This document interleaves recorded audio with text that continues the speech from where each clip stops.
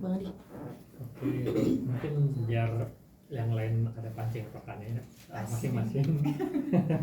Sebagai apa perannya dan karakternya gimana singkatnya? Oke, saya di sini berperan sebagai Nadine. Nadine adalah seorang yang punya trauma di masa lalunya, nggak ada figur ayah dalam hidupnya, dan sosok yang sangat suppress atau tertekan sebenarnya ya. Dia adalah orang yang tidak bahagia gitu, jadi selalu mencari kebahagiaan dari orang lain. Jadi yang bisa membuat dia bahagia itu adalah orang lain gitu. Jadi bisa dibilang cukup posesif, cukup agresif, dan sangat ekstrim mood swingnya. Kurang lebih begitu, Nadine. Oke, saya Marcelino di sini berperan sebagai Erwin. Erwin itu adalah suami dari Nadine. Dia seorang pria yang sukses, pekerja keras. Dia seorang desainer mobil balap dan hidupnya penuh dengan perfect. Semuanya harus sempurna, semuanya harus on time, harus report, dan itu pun bukan berlaku dalam bidang pekerjaannya tapi juga relationship dengan istrinya. Nah, itu aja sih. Halo, aku Audi Marisa, aku berperan sebagai Lara. Lara ini seorang ibu rumah tangga dan istri dari Alex. Untuk karakternya, dia ini sangat mengutamakan pekerjaannya sampai dia menyampingkan prioritasnya sebagai seorang istri dan ibu rumah tangga gitu sih. Udah? Iya dong. Tadi kan singkat, padat, dan jelas kan? Saya dari Sinetria berperan sebagai Alex Sebastian. Alex itu seorang arsitek yang lagi naik daun, suami dari Lara. Sebenarnya Alex ini orang yang cukup punya prinsip, tapi karena kondisi rumah tangga beberapa tahun agak dingin karena Lara Jangan nyalain Lara dong. Iya dong. belum selesai. Oh ya, sorry. Karena Lara punya prioritas lain yang sebetulnya itu dilakukan juga untuk Alex. Nanti bisa dicari di seriesnya apa alasan sebenarnya gitu ya. Aku nggak mau spoiler, tapi alasan Lara melakukan tadi kan udah bilang ya, tidak terlalu berperan sebagai istri dan ibu. Itu ada alasan kuat sebenarnya di Lara, dan Alex merasa terganggu dengan itu sehingga akhirnya dia mencari escape di luar dengan menjalin hubungan dengan beberapa wanita sampai akhirnya dia ketemu sama Nadine. Gitu. Dan dia pikir dia wanita yang sama seperti yang lain, tapi ternyata Nadine adalah wanita yang berbeda. Kalau kita kan udah nonton trailernya, kalau boleh tahu respons pertama kalian pas ngebaca skripnya tuh seperti apa sih? Kan ini banyak adegan panas segala macam. Sebenarnya dari awal tuh konsepnya memang kalau dari Hitmaker memang bilang ini konsepnya seperti Basic Instinct ataupun zaman dulu itu yang main Fatal Attraction. Jadi memang it's a drama, apa ya, konfliknya tuh drama sebenarnya, tapi drama psikologis gitu. Dan memang bisa dibilang dewasa. Jadi pada saat arahnya Fatal Attraction, terus Basic Instincts, I know it's gonna be quite hot gitu. Maksudnya relationship yang terlarang ya. Biasanya sesuatu yang terlarang kan akan harus ada bumbu yang panas gitu. Jujur waktu itu I was like gitu, something new, something yang belum pernah dibuat di Indonesia juga. Mungkin udah atau aku nggak tahu ya, mungkin bisa salah. Tapi something yang aku belum pernah pribadi gitu. Jadi something membuat aku ter-challenge juga gitu, karena memang karakter Nadine ini bisa dibilang sangat kayak di luar bayangan aku aja gitu.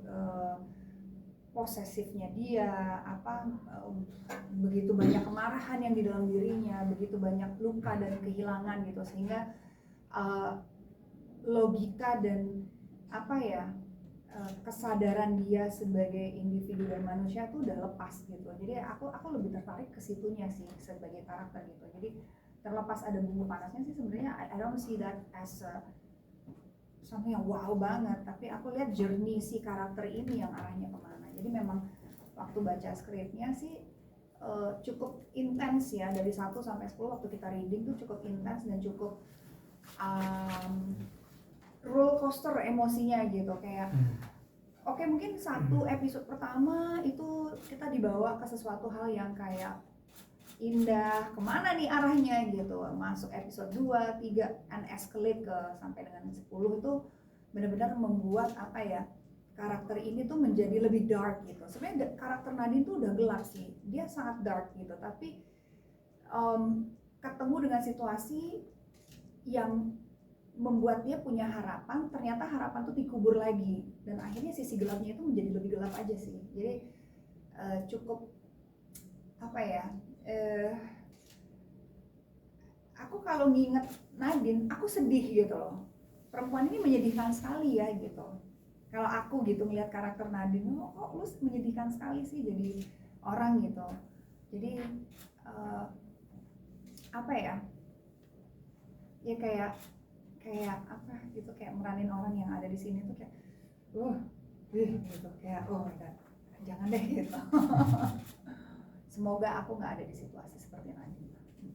Kalau yang lain pas pertama kali baca gimana?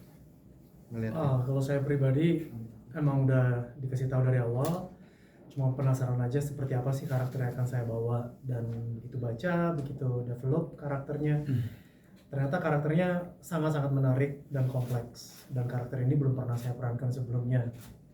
Dan karakter Erwin ini memang mungkin dari awalnya terlihat dari luar, framingnya tuh udah jelas bahwa seorang pria sukses, tapi dia ternyata memiliki sesuatu yang nemu dia kata-katanya.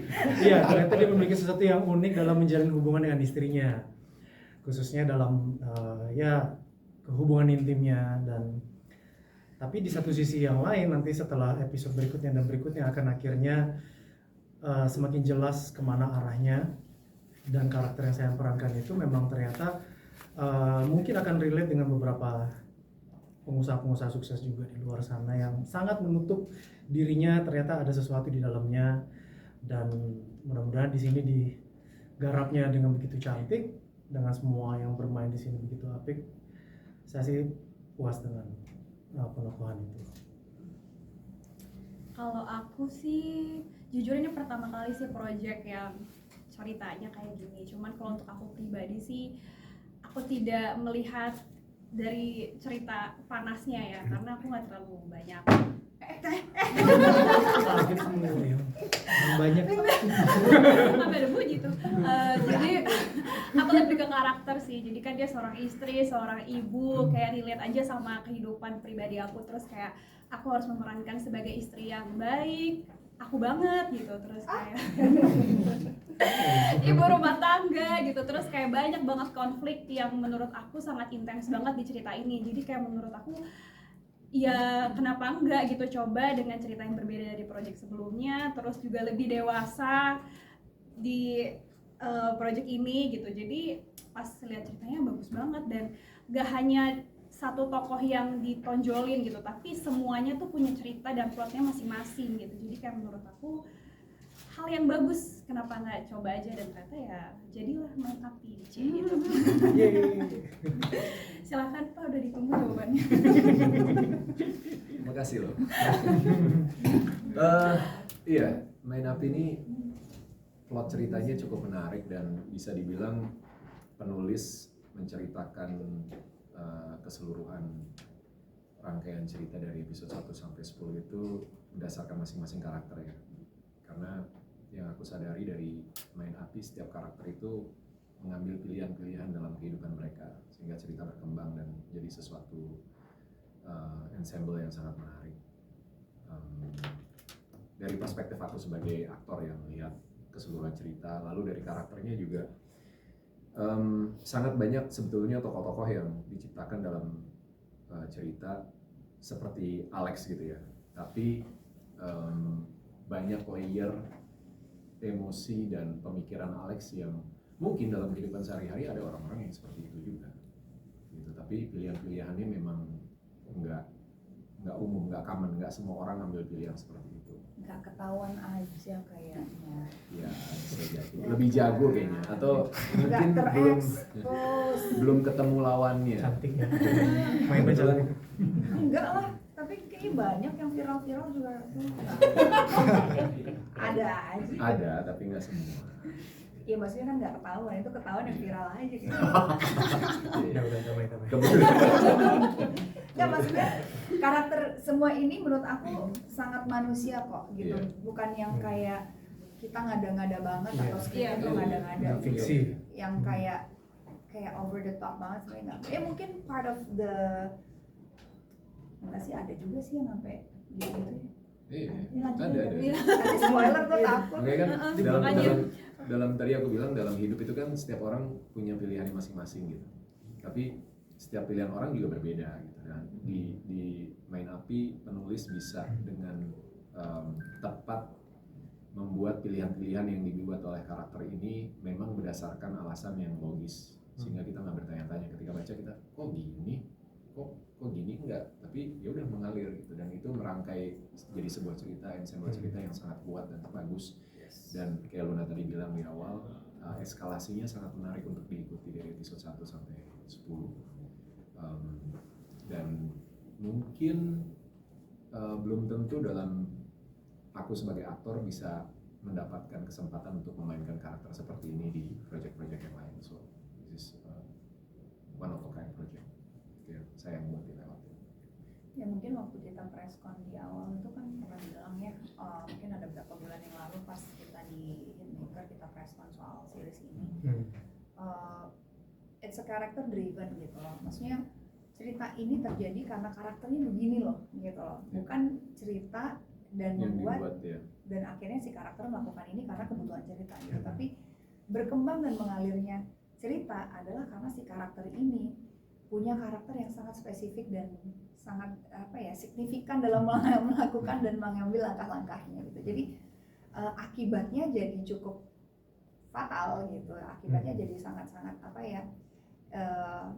kalau bisa dilihat over the top gitu, kayak kalau you have to harus nyakitin orang, nyakitinnya tuh jor-joran. Kalaupun harus panas, panasnya jor-joran. Kalaupun harus sedihnya jor-joran juga gitu. Jadi memang membuat series ini jadi kayak sesuai namanya ya, api panas gitu.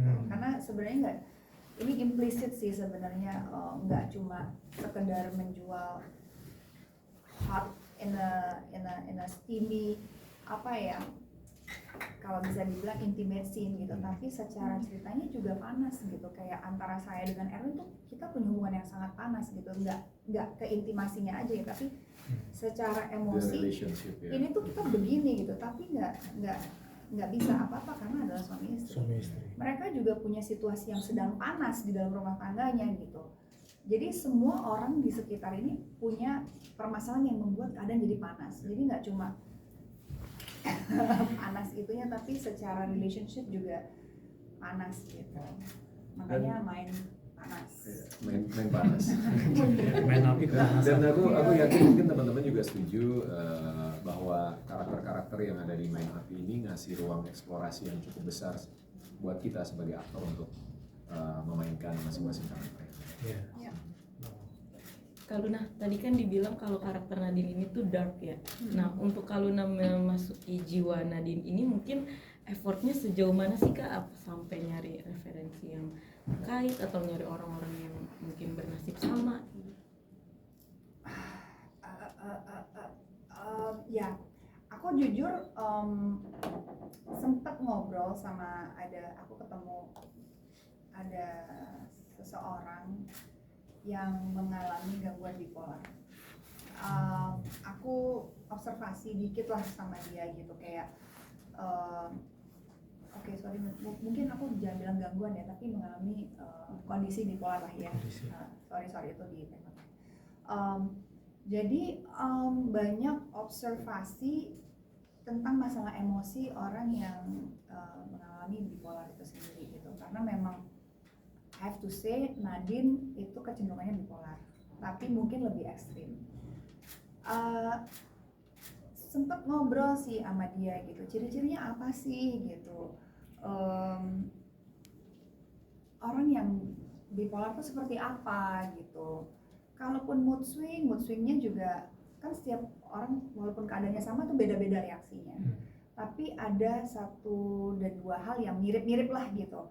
Misalkan kalau lagi excited, super excited. Kalau misalkan lagi gloomy, super down gitu. Jadi ada apa ya, rasa yang dia nggak bisa tahan gitu loh.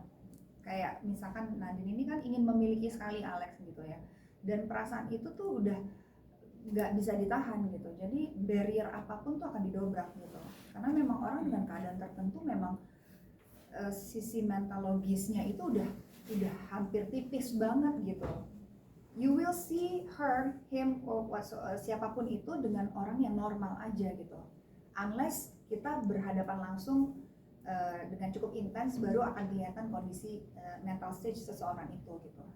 Jadi ya lebih ke sana sih banyak nanya, dan aku berpikir bahwa ini Nadine imajinasinya tuh cukup luas banget, cukup apa ya, bebas banget gitu, karena memang orang yang punya kondisi tertentu itu nggak ada patokan khusus yang harus begini banget gitu. Ini bebas sekali gitu, karena memang setiap manusia kan punya sejarah motorik tubuh yang berbeda-beda gitu. Jadi walaupun state emosinya rata-rata orang bipolar 1 dengan 2 itu ada kemiripan, tapi outcome-nya kan bisa beda-beda gitu. Jadi memang ya aku sebelum syuting aku kan kita ada reading, terus kita juga aku beberapa nontonnya kayak Basic Instincts, terus Fatal Attraction, aggressiveness itu mungkin yang aku ambil sedikit-sedikit dari film-film itu gitu, karena memang perempuannya itu kan terlihat normal aja gitu, until kamu gitu. Proses syutingnya sendiri gimana? Fun kah atau very serius sama? Sebenarnya fun banget ya, fun banget, seru. Cuma kurang hari ya. Itu ya benteng banget. Tapi seru lah. Ya main kartu. Ya pulang pagi, hampir setiap hari ya. Terus apa lagi ya? Darius, apa lagi? Seru nggak? Seru, selalu makan bubur kacang hijau bareng. Beli satu, nawarin semuanya gitu. Karena kita punya ini tiap malam nyobain burjo beda-beda. Iya. Kita rating. Setiap lokasi gitu, kayak kita cobain. Setiap lokasi bubur kacang hijaunya enak guys. Gabutnya kita itu ya. Artinya kita syuting pagi hampir tiap hari ya. Pulang pagi ya. Pulang pagi ya. Cukup menyenangkan, kondusif, secara apa ya, relasi kita ya. Itu kita ngebangun chemistry yang menurut aku nggak di setiap produksi bisa kayak gitu, semua pemain tuh ngeblend bareng gitu. Selain kita kan ada beberapa karakter lain juga, dan mereka juga seru, ngasih warna juga di depan, di on screen dan juga off screennya. Dan ya jadi menurut aku di luar set itu jadi momen dimana kita bisa ngebangun komunikasi yang lebih intens, karena memang project ini butuh komitmen ya dari semua, komitmen yang sama, energi yang sama gitu. Jadi ketika lagi capek ya capeknya dirasain bareng gitu, karena memang yang kurang banget adalah jam tidur kita.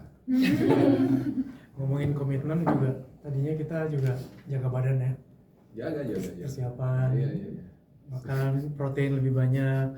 Dia sampai nitip, lu bernitip berapa kalau PU di lokasi telur itu direbus? Ini kan bodybuilder ya 2 ya. Enggak, karena kan ada tuntutan Beban. ini ya, adegan ya. Pesan dari Bapak Dia mah produser. kalau lu ya, dia mah buat iklan. Oh dia memang Kan tadi bukan ini. Tahu sih gue. Kebetulan pas Gue lagi baru tahu persiapan. juga. Oh jadi selama syuting jaga badan tuh buat ini. Ternyata Dia pas lagi syuting. Oh dia. Dia pas lagi syuting ya. Gara-gara persiapan ini terus dapat. Mantap. Makanya Project kalau sunrise. lagi nge-gym post-post ya. Dia dapat tawaran iklan. Oke. Ada lagi? Ada yang mau nanya nggak? Ya. Ini sih Ya. Mungkin bisa didetailin lagi Mas Darius, mungkin persiapannya seperti apa sih, jadi lebih rajin nge-gym, jadi bisa makin berotot atau gimana gitu. Iya, kebetulan aku Bisa dapat foto gini gitu loh. itu nggak makan 3 hari ya. Aku dapat pesan dari paroki. Dari awal ketika bergabung dia pesan, oke, harus jaga badan dan minta memang harus ada six pack juga gitu ya. Jadi mau nggak mau gitu, mau nggak mau. Dan memang kebetulan dari awal 2023 ya aku udah mulai diet dan berat lumayan turun, tapi di project ini karena tidurnya memang kurang banget jadi makin habis, jadi fat loss-nya lumayan banyak gitu. Prosesnya ya seperti orang-orang gym pada biasanya gitu, rutin latihan 3-4 kali seminggu, tiap hari pasti ada body workout-nya, terus ngatur intake konsumsi apa yang dimakan gitu, jadi aku pasti punya special meals yang aku harus makan setiap hari. Kecuali burjo ya. Kecuali burjo ya, itu hiburannya gitu. Burjo yang nggak pakai Santan dan gula manis ya. Gitu, jadi ngurangin gula, ngurangin garam segala macam, terus ngatur jadwal juga sama tim Astrada, jadwal kapan harus adegan nggak pakai baju segala macam. Bawa dumbbell kan? Bawa dumbbell ke lokasi biar ya, karena kadang nggak ada waktu buat nge-gym ketika udah syuting karena kita break cuma seminggu sekali, dan waktu break udah keisi sama jadwal kerjaan juga karena kita syuting lumayan panjang ya, 1,5 bulan kalau nggak salah gitu. Jadi benar-benar manfaatin waktu ketika lagi break antar scene. Biasanya aku suka workout sendirian gitu, tapi light workout aja buat jaga aja gitu. Karena memang juga nggak pengen kelihatan bulky gitu. Lebih pilih yang lean karena kan arsitek ya nggak terlalu ini juga, tapi tetap harus kelihatan tone-nya. Jadi ya begitu banyak ngobrol sama senior di Perjiman. perjiman. Tapi kebentuk tuh six pack sesuai tadi. Coba lihat nggak? Nanti di video deh. Waktu itu digambar. Berapa tuh tayang? Tonton aja. Nanti nonton aja. Jadi itu badan asli ya Mas? Apa? Ini kayaknya kepalanya doang. Yang di Sebenarnya crop pakai ya. baju, cuma Iya. ditursir. Ini juga ditempel kok. Fotonya Itu gini badan sih. siapa ya? Fotonya sendiri-sendiri. Ini mau Ini harus menurunin berapa? Sebenarnya nggak, maksudnya cuma requestnya adalah harus tone-nya harus kelihatan, tone masanya harus kelihatan. Jadi memang Jualan lah itu Mbak. Jualan di TV. jadi ya memang Buat harus views. jaga dietnya sih sebenarnya sama Iya. naikin muscle mass-nya kan. Kita sih cenderung lebih kelihatan lebih beratnya turun, bukan kelihatan lebih muskular. Tapi kita lebih lean aja. Mungkin yang akan berasa banget bedanya aku kelihatan kurus banget di sini. Habis ya, habis banget ini udah Iya mulai sih. mulai balik lagi ya. Udah ditambah Nah, dari lagi. Sumala soalnya sebenarnya udah lanjut kan back to Iya, back tuh iya. syutingnya. Jadi dari awal tahun sebenarnya udah mulai ngatur pola diet ya. Berapa kita syuting bulan? Maret dari Sumala. Nggak, Juni, main apa? Juni. Juni. Mei. Mei itu Ya. Mei. Ya Oh iya, 4-5 Mei, bulan Mei. lah aku. Oh iya, Mei kan benar-benar kita Mei. terus. Benar-benar disiplin sebelum syuting. Karena Diet. April kita kelar lebaran bentar. Mei. Kalau case yang lain gimana? Yang perempuan juga ada kayak gymnya juga. Wah, iya dong. Iya. Ini juga tirus nih. Jadi habis perawatan Clean aja. aja. Bisa berakan di Korea kemarin. Udah Kak. Udah cukup. Sekarang Nggak, main api. persiapan apa ya? Nggak ada sih. Apa Kak? Tenis. Ya kalau aku olahraga sih, iya, udah jaga kan, badan aja. Iya. Kalau emang ada nggak ada project kan emang olahraga. Jadi Iya. not just because of this kayak oh lu gitu enggak. Kita emang udah rutinitas aja. Apa ya? Nggak ada sih. Nggak ada sih di lokasi aja nyemil mulu ya. Iya. Itu yang bikin saya Hiburan. agak tersiksa di Biar Dua lucu. ibu-ibu ini selalu bawa makanan atau beli dan banyak gitu. Iya, Tapi makannya cuma dikit, yang lain suruh makan dong, habisin. Nanti beli dikit dibilang pelit. Iya. Iya kan. Heeh. Gila nggak nawar-nawarin. Iya. Tim telco kita yang beratnya nambah. Mereka bagian ngabisin makanan. tadi kan Marcelino sempat nyinggung body double ya. Untuk kalian semua di sini menggunakan body double atau melakukan semua sendiri untuk adegan-adegan di sini? Aku ada body double. Ada body double. Kalau ini Saya ada body triple. Semuanya ada body double. pakai body double? Aku diomongin nggak sih? Aku enggak, kan aku enggak ngapain banyak. sendiri? Aku kan enggak Boleh diomongin nggak sih? Iya. Boleh kan? Nggak apa-apa. Oh. Nggak, maksudnya aku sama Darius ada body double. Kayaknya. Iya, ada. Ada kok, orang ada suka datang dia. Iya. Aku juga ada di sini. Ada datang. Masalah dipakai enggaknya ya. Iya, pokoknya standby aja. Standby ya. Kalau Marcelino pakai body double juga? Pakai body double juga? Disiapin sih. Oh. Cuman akhirnya karena ada beberapa adegan. Cuman saya pikir nggak terlalu fatal adegannya, masih bisa dilakukan sendiri. Berarti emang dari hitmakernya sendiri udah menyiapkan untuk body double? Aku boleh ini ya, boleh sharing sedikit ya. Waktu kita mau bikin project ini kan, of course pertanyaannya tuh banyak banget ya. Masalah teknis lah gitu ya. Tapi aku harus apresiasi buat hitmaker ya. Karena ada beberapa produksi, aku nggak akan nyebutin namanya, tapi aku dengar beberapa produksi itu sangat-sangat I wouldn't say gimana, tapi menurut aku based on experience yang aku alamin di sini agak kurang proper. Tapi aku apresiasi banget sama hitmaker, sama Kak Rocky gitu, sama tim semua. Bisa dibilang di sini propernya setengah mati gitu loh. Semua tuh harus konsen, harus bikin esai mana yang body part yang boleh dipegang sampai yang nggak boleh dipegang. Yeah. Sampai Yang barang boleh ditayangin iya, juga. sampai makanya harus ada body double. Sampai lokasi set pun itu close set, yang di dalam hanya cuma boleh kayak 6 orang. Dan itu udah konsen siapa aja orang-orangnya. Terus udah gitu, ini sampai sedetail ini ya, sampai sedetail ini yang menurut aku tuh aku apresiasi banget. Yeah. Memory card, scene yang khusus ada adegan intimate itu hanya orang-orang yang punya otoritas terhadap si SIM card itu untuk bawa dari lokasi sampai dengan ruang editing. Dan itu ada tanda tangannya. Jadi kalau sampai bocor sampai apa kita tahu siapa oknum-oknumnya.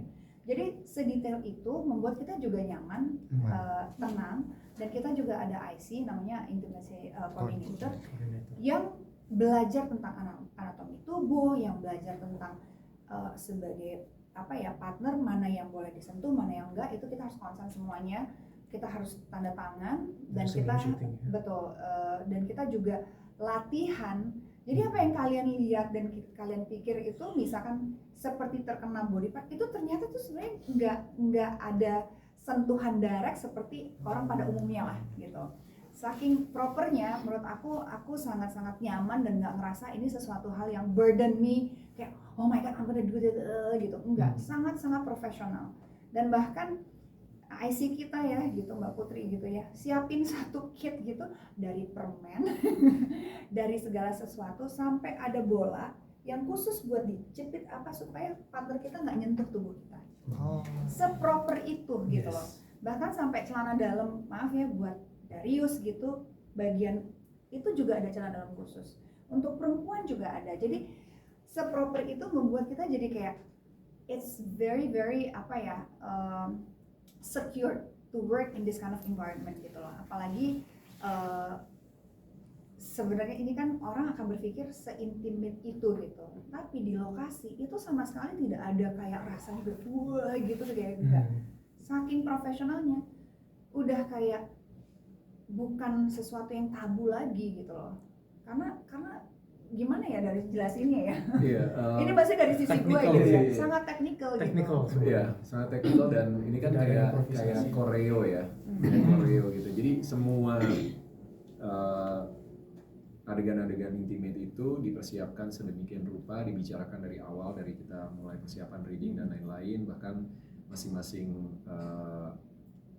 aktor dan aktrisnya juga punya sesi tersendiri dengan IC-nya gitu untuk diskusi tentang gerakan bersama dengan Mas Rizal juga sebagai director. Dan yang aku respect banget juga dari Pak Rocky, Mas Rizal bilang kalau kalian nggak nyaman kita nggak akan lakuin. gitu. Jadi dan harus dua belah pihak kan, Konsen, nyaman itu ya. harus dua belah pihak gitu. Dan begitu kita masuk ke set, kita udah tahu apa yang mau kita lakukan, shot apa yang mau diambil, bagaimana nanti kita akan melakukan adegan dengan lawan main kita gitu. Itu detail banget dan memang itu koreo gitu, itu disiapin gitu. Jadi apa yang kita lakukan udah otomatis lah gitu. Jadi itu walaupun semua proses itu memakan waktu yang lebih banyak. Iya, panjang. Karena close set itu benar-benar ditutup setnya, Iya.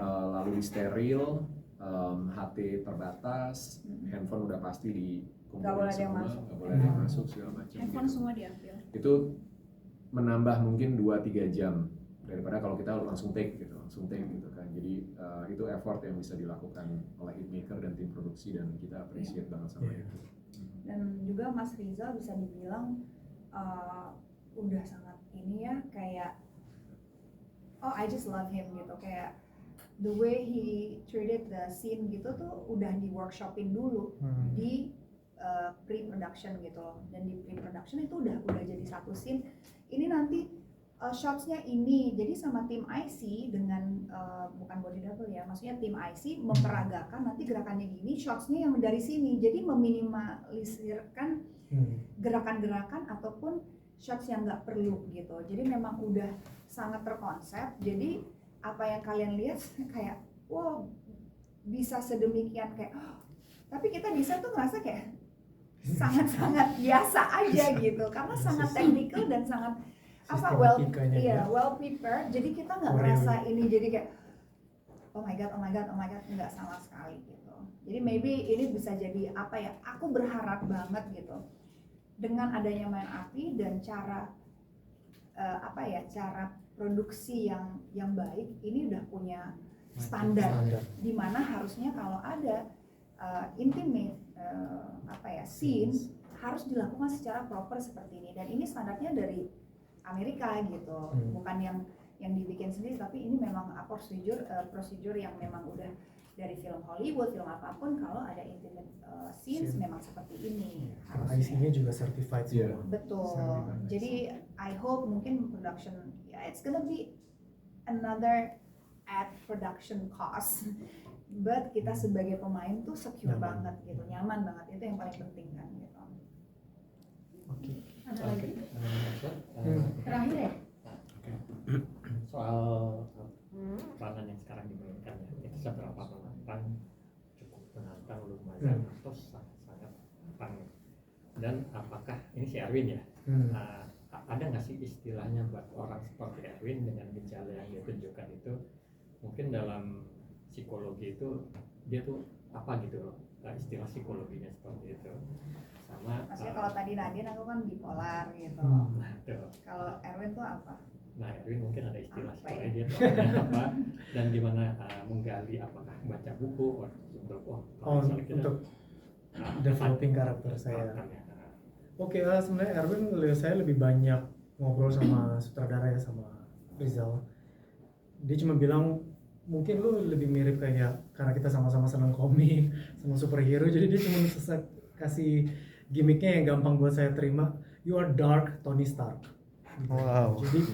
Jadi Tony Stark, jadi dia semuanya perfect, dia nggak mau ada ini dan semuanya right on schedule. Tapi itu juga berlaku. Ya.